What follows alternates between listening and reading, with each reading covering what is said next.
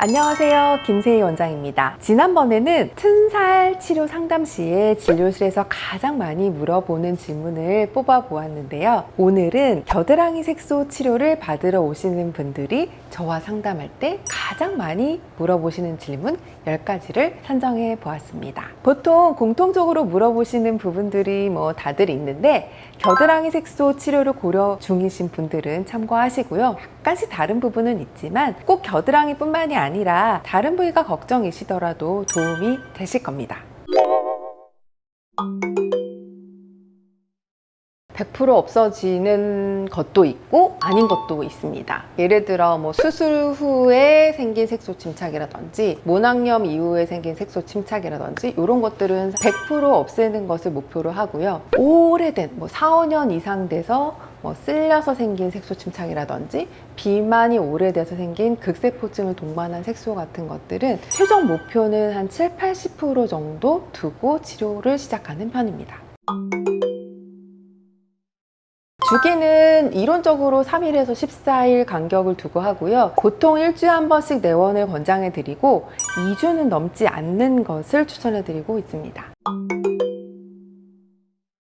레이저로 색소를 깨면 깬 잔재들이 흡수가 되는 시점이 보통 한 달에서 한 달 반 정도이거든요. 그래서 첫 번째 치료 효과가 나타나는 시점은 보통 4, 5주 이후로 보시면 됩니다.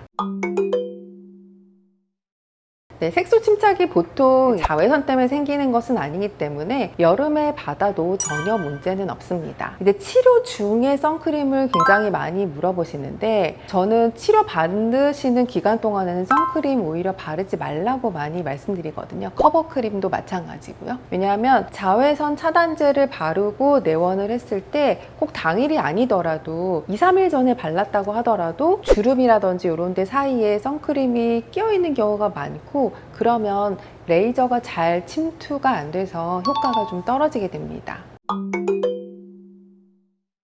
샤워하셔도 되고요, 운동도 하셔도 되고요. 단지 이제 저희가 특수 약물 치료하는 날이 있는데 한 3, 4일 정도 수영이나 사우나, 목욕처럼 탕에 담그시는 행동은 조금 피하시는 것이 좋을 것 같다고 설명드리고 있습니다. 이 부분 진짜 많이 물어보시는 질문이에요. 주말인데 술 마셔도 되나요? 이런 거 많이 물어보시는데 사실 크게 상관은 없는 것 같습니다. 보통 이제 제가 말씀드리는 거는 당일만 조금 피해 주시면 좋을 것 같고, 그 이후에도 너무 많이 마시는 건 건강에 좋지 않으니까 많이 마셔라 이렇게 말씀드릴 수는 없잖아요. 맥주 한 잔 정도는 다음 날 정도는 괜찮다 이렇게 말씀드리고 있어요. 그것도 진짜 많이 물어보시는데요. 스트 약물은 레이저로 깬 색소들을 조금 바깥으로 배출시키는 역할을 하기 때문에 보통 10번 정도 치료를 할 때 한두 차례 정도 바른다고 보시면 되고, 약물을 바르면 한 일주일 정도 이후부터 조금씩 각질이 생기는데요. 그래서 항상 각질이 생기거나 이런 것은 아니다라고 설명드릴 수 있을 것 같아요. 마취 안 할 정도입니다. 따끔한 정도, 살짝 뜨거운 정도의 느낌은 있지만 거의 아프지 않다고 하시는 경우가 많습니다. 통증에 대해서는 크게 걱정 안 하셔도 될 것 같아요. 크게 부작용이 없는 치료예요. 그래서 그게 장점이고요. 예를 들어서 겨드랑이 같은 경우에 지속적으로 신경이 쓰인다? 그러면은 4, 50번을 받고 그 이후에도 한 달에 한 번씩 받아도 전혀 문제는 없는 그런 시술입니다. 걱정 안 하셔도 되세요.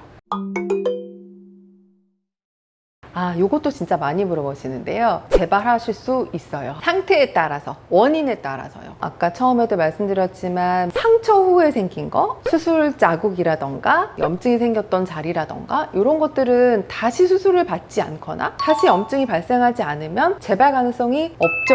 근데 계속 쓸려서 생기는 경우, 그리고 계속 살을 못 빼고 짓무르고 이런 경우, 아니면은 아토피가 있어서 지속적으로 긁는 행동이 발생할 수 있다. 그러면 재발이라기보다는 재색소 침착이죠. 다시 새롭게 발생하는 거, 이런 현상은 있을 수 있습니다. 그래서 그 부분에 대해서 제가 생활 습관을 교정해서 덜 재색소 침착이 생기도록 하는 방법들을 알려드리고 있어요. 색소 침착 중에 제일 많은 환자군을 차지하는 겨드랑이 색소 침착에 대해서 몇 가지 이제 말씀드렸는데요. 꼭 겨드랑이뿐만 아니라 팔꿈치라든지 사타구니 이런 데 치료할 때도 거의 공통적으로 해당되는 질문이었던 것 같아요. 더 많은 질문이 있으시면은 저한테 문의 주시기 바랍니다. 감사합니다.